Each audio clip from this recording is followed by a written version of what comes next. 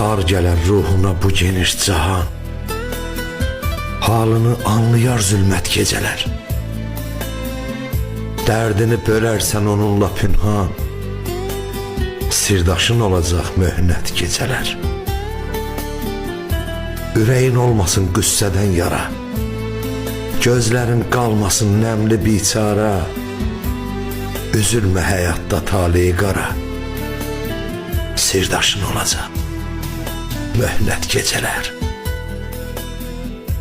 Oyansan yuxudan gecələr yarı, məğrur tut özünü o zaman barı. Gedərsən xəyallar üstünə sarı, sirdaşın olacaq möhnət gecələr.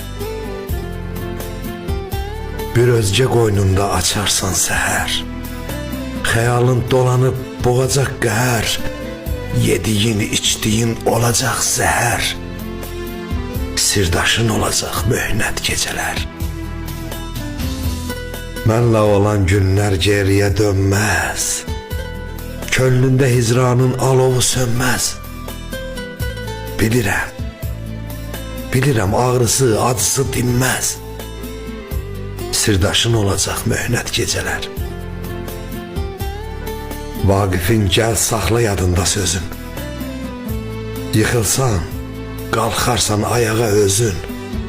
Zillənib qapıya qalmasın gözün, sirdaşın olacaq möhnət gecələr. Sirdaşın olacaq möhnət gecələr.